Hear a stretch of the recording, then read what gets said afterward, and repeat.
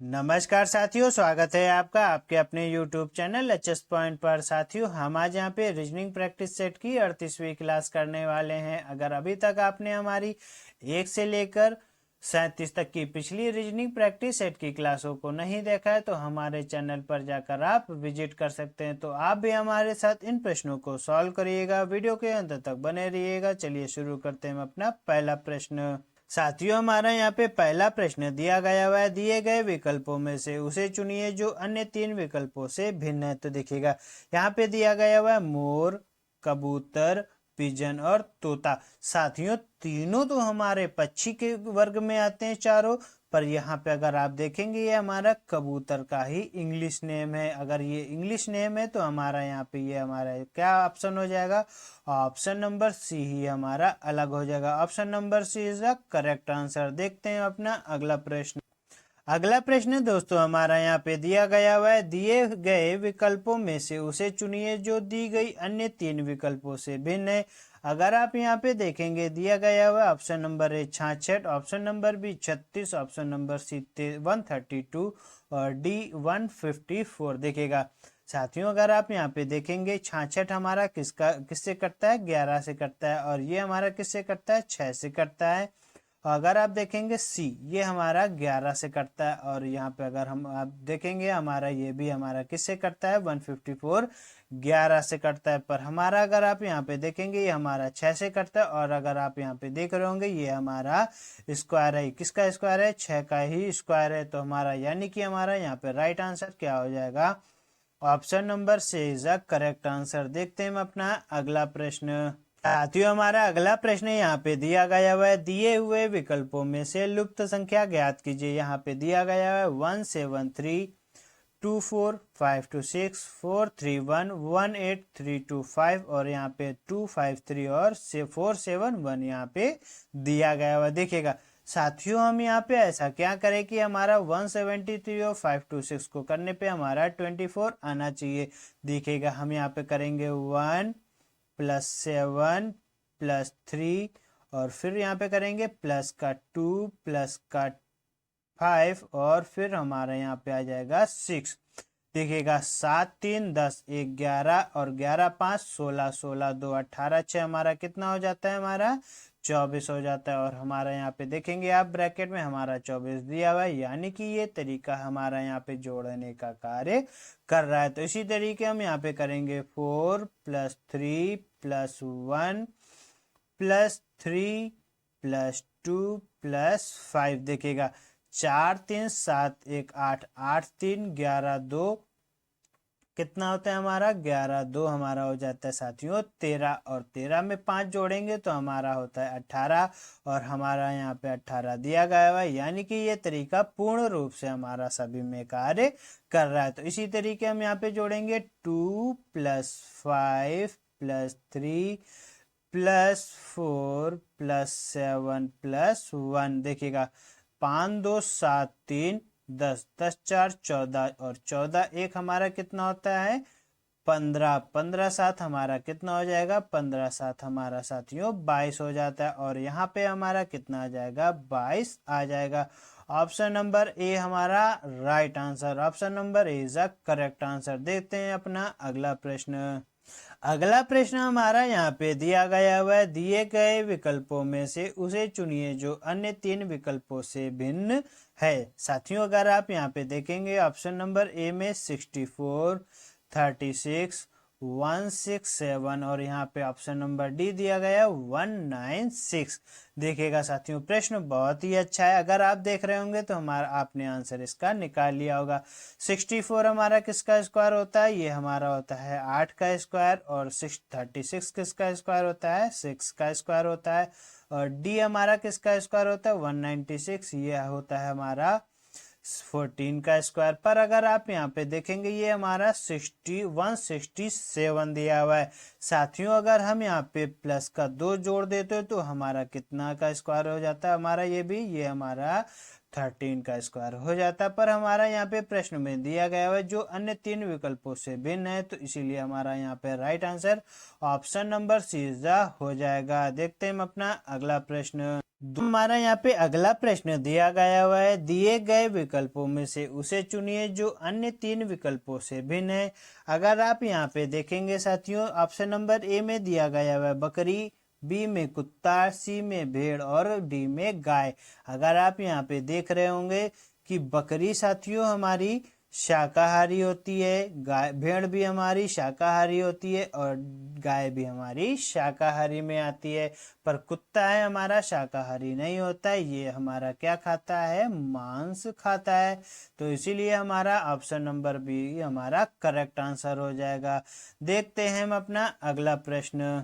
साथियों हमारा यहाँ पे अगला प्रश्न दिया गया हुआ है, लड़कों की एक पंक्ति में श्रीनाथ बाएं से 7वां तथा वेंकट दाएं से 12वां है।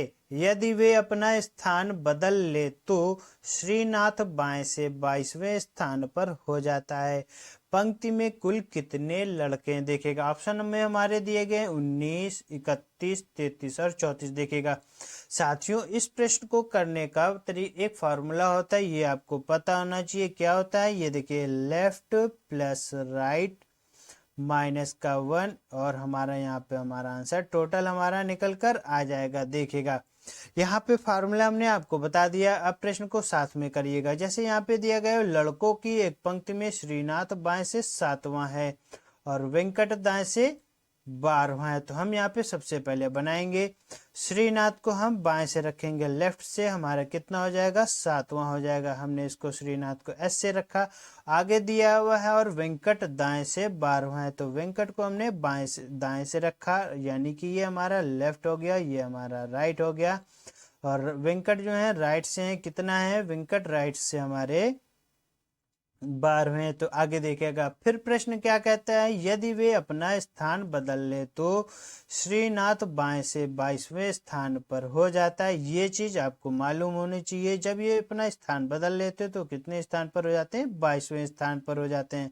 तो देखिएगा साथियों 22वें स्थान पर हो जाते तो यहाँ पे हम वेंकट को यहाँ से लेंगे, श्रीनाथ को यहाँ से लेंगे और यहाँ पे हम इसको इतना यहाँ पे लेकर चले जाएंगे। फिर देखिएगा यहाँ पे जब हमारा श्रीनाथ यहाँ पे आ जाएंगे तो और ये हमारा कितना स्थान हो गया, 22वां हो गया।